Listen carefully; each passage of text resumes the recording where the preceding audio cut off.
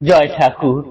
শ্রী শ্রী রামকৃষ্ণ পুঁথি পঞ্চম খণ্ডের অন্তর্গত প্রভুর চিকিৎসার্থ কলিকাতায় আগমন ও বাস, এই অধ্যায় থেকে আমাদের পাঠ চলছে। আজ পাঠ করব পৃষ্ঠা সংখ্যা 587। গতদিনের পাঠে আমরা দেখেছি শ্যামপুকুর বাটিতে ঠাকুরের চিকিৎসার জন্য শহরের সব থেকে নামী ডাক্তার মহেন্দ্রনাথ সরকারকে স্থির করা হয়েছে এবং ঠাকুরের অন্তরঙ্গ পার্শ্বদের মধ্যে একজন হলেন মাস্টার মহেন্দ্রনাথ গুপ্ত। এই মাস্টারমশাইয়ের উপর দায়িত্ব পড়েছে ওই ডাক্তার বাবুকে আনতে যাওয়ার। তিনি গেছেন, ডাক্তার বাবুকে আনতে এসেছেন। ইতিপূর্বে ডক্টর মহেন্দ্রনাথ সরকার দক্ষিণেশ্বরে মথুর বাবুর চিকিৎসা করতে গিয়ে দু একবার ঠাকুরের সঙ্গে দেখা হয়েছে, ব্যাস ওইটুকুই তিনি জানতেন। ইনি হচ্ছেন মথুর পোষ্য, একজন মথুরের পোষ্য যারা, তাকে একে পরমহংস বলে। ইনি একজন অতি মূর্খ দরিদ্র ব্রাহ্মণ, ওই পূজারী ব্রাহ্মণ হিসেবে দক্ষিণেশ্বরে থাকেন, এইটুকুই জানতেন, এর বেশি কিছু না। তো তিনি যখন শ্যামপুকুর বাটিতে আসছেন, এসেই ঠাকুরকে দেখে চমকে গেলেন, বললেন তুমি যে এখানে? ঠাকুর তখন ভক্তদের দেখিয়ে বললেন যে চিকিৎসা করার জন্য ওরা আমাকে এখানে এনে রেখেছে। তারপর ডক্টর মহেন্দ্রনাথ সরকার সরাসরি ঠাকুরের বিছানার উপরে বসে পড়লেন, বসে তার রোগ নির্ণয় করলেন এবং যা যা ওষুধ দেওয়ার সেটা ওষুধ বলে দিলেন। বলে দিয়ে আর খুব বেশিক্ষণ থাকেননি, কিন্তু চট করেই উঠে গেছেন।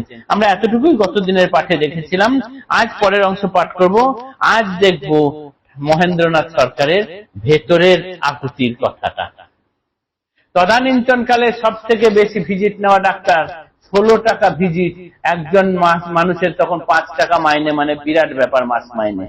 সেইখানে উনি ভিজিট নিতেন 16 টাকা। সেই মাস্টার মশাই, সেই ডাক্তার বাবু মাস্টার মশাইয়ের কাছে টাকা নিতে অস্বীকার করছেন। আজ সেই অংশ আমরা পাঠ করব। পাঠ করছি পৃষ্ঠা সংখ্যা 587। অতি অল্পক্ষণের মধ্যে উঠিল ডাক্তার, উপনীত নিচে যেথা বাহির দুয়ার।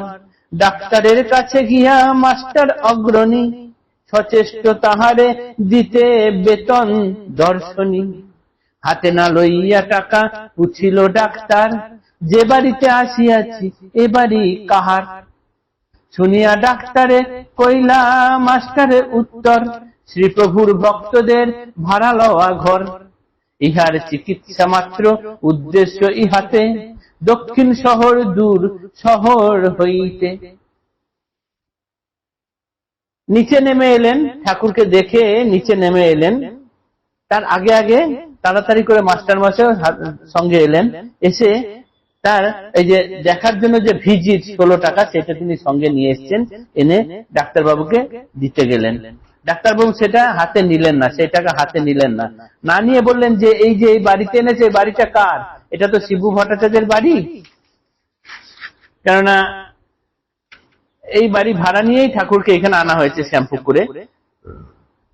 তখন মাস্টারমশাই উত্তর দিলেন যে শ্রীপ্রভুর ভক্তরা এই বাড়িটা ভাড়া নিয়েছে, এই বাড়িটা এই শিবু ভট্টাচার্যের বাড়ি। দক্ষিণেশ্বর অনেক দূর শহর থেকে, চিকিৎসার সুবিধার জন্য তাকে এখানে কাছে আনা হয়েছে। তাই এই ঠাকুরের ভক্ত যারা, তারা এইখানে ঠাকুরকে ভাড়া এনে রেখেছেন। এই যে শ্রীপ্রভুর ভক্ত, তিনি যিনি বলছেন, তিনি একজন মাস্টারমশাই ডবল MA, তিনি এক স্কুলের হেডমাস্টার। তিনি বলছেন শ্রীপ্রভুর ভক্ত। তাই ডাক্তারবাবু শুনে একটু অবাক হয়ে গেলেন, মনে মনে ভাবলেন এর আবার ভক্ত। এইখানটাই খুব মজার জায়গা আছে, এইখানটা পাঠ করলেই বোঝা যাবে। তো মাস্টারমশাই বললেন যে তার ভক্তরা ভাড়া বাড়ি করে এইখানে এনে রেখেছেন। এইটা শোনা মাত্র ডাক্তারের প্রতিক্রিয়া কিরকম?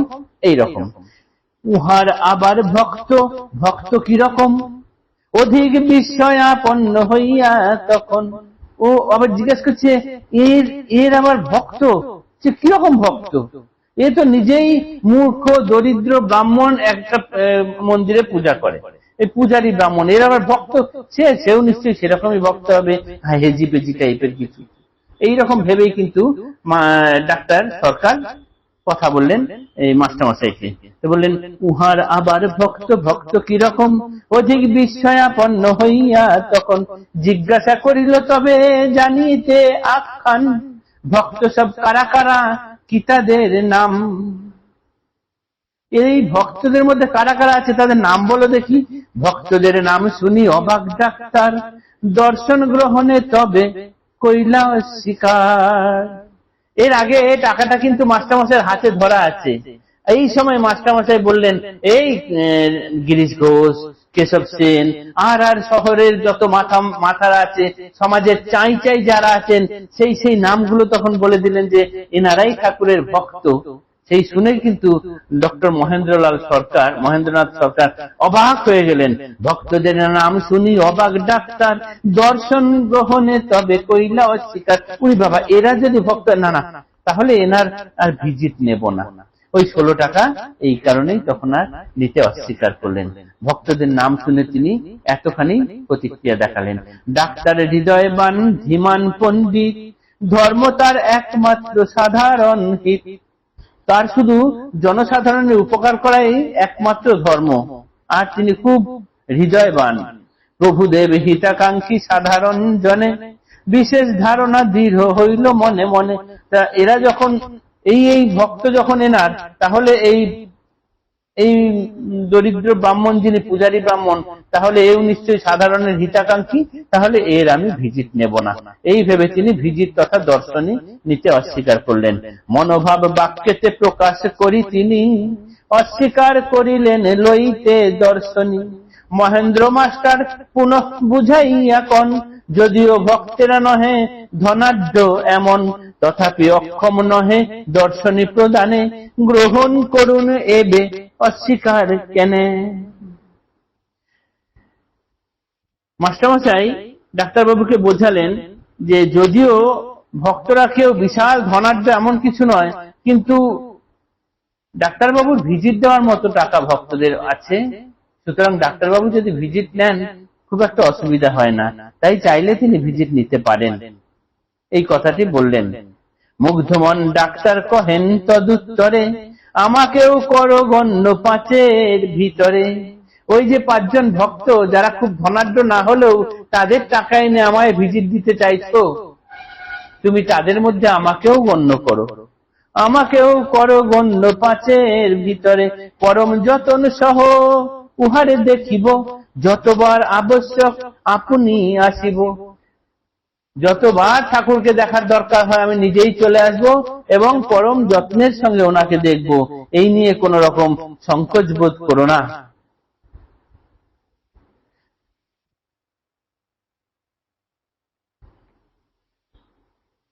তারপর তথাপি অক্ষম নহে দর্শনী প্রদান, গ্রহণ করুন এবে।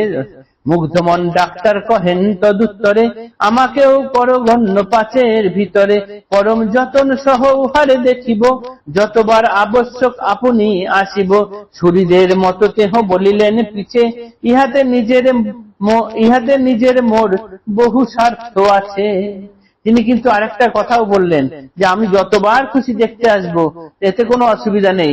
আর সুহৃদের মতো তিনি এর কথাও বললেন, মানে তার হিতাকাঙ্ক্ষী হিসেবে তিনি এটাও বললেন, এতে শুধু তার নয় আমারও অনেক স্বার্থ আছে। শ্রীপ্রভুর চিকিৎসায় স্বার্থ আছে তার, সুগভীর অর্থ দেখি ভিতরে ইহার। ঠাকুরের যে চিকিৎসা করবেন তাতে ডক্টর মহেন্দ্রনাথের সরকারের স্বার্থ আছে, এর গভীর অর্থ আছে। প্রতিকার বলছেন, শ্রীপ্রভুর চিকিৎসায় স্বার্থ আছে তার, সুগভীর অর্থ দেখি ভিতরে ইহার। গূঢ় কথা বড় হেথা কহিলা ডাক্তার, লক্ষ কোটি নমস্কার চরণে তাহার। বহু দূরদর্শিতার ভাব এ কথায়, ডাক্তার ডাক্তার নহে জনৈক লীলায়। ডাক্তার এখানে ডাক্তার নন, ইনি ওই লীলার যে কজন অন্তরঙ্গ পার্ষদ আছেন তাদেরই একজন এখানে আজ এসে মিলিত হয়েছেন। অতিশয় প্রিয়তম শ্রীপ্রভুর জন, প্রভুর ইচ্ছায় এবে অবস্থা এমন। শ্রীপ্রভুর রঙ্গ যত ডাক্তারের সনে, আলোচনা করিলে বুঝিবে অন্ধজনে। শহরেতে শ্রীপ্রভুর কেন আগমন, উদ্দেশ্য তাহার সঙ্গে সপ্রেম মিলন। এইবার বোঝা যাচ্ছে শহরে প্রভু কেন এলেন, এই ডাক্তারের সঙ্গে সব প্রেমে মিলনের জন্য। বহু দূরদর্শিতার শকতির গুণে, ডাক্তার বিশেষ রূপে বুঝিলা আপনে, আপনার অবস্থা দেখিয়া পানেতের, প্রভুর চিকিৎসা নয় চিকিৎসা নিজের। তার নিজের ভেতরের চিকিৎসা করছেন যেন, এটা ঠাকুরের চিকিৎসা নয়। ঠাকুরের চিকিৎসা করতে করতে তার নিজের ভেতরের চিকিৎসা হচ্ছে। ডাক্তার এটাই ভাবছেন। ডাক্তার বড়ই চাপা অন্তঃশিলা বয়, 1.5 ঘণ্টা তালা আটা হৃদয় নিলয়, মনোগত ভাব কভু প্রকাশ না করে, স্বেচ্ছায় এ নয় তার স্বভাব অনুসারে। তিনি স্বভাবগত ভাবে আগাগোড়া চাপা, তিনি কোনো কথা বিশেষ করে খুলে বলেন না। তার হৃদয়টা যেন 1.5 ঘণ্টা তালা দিয়ে এঁটে রেখে দেওয়া আছে।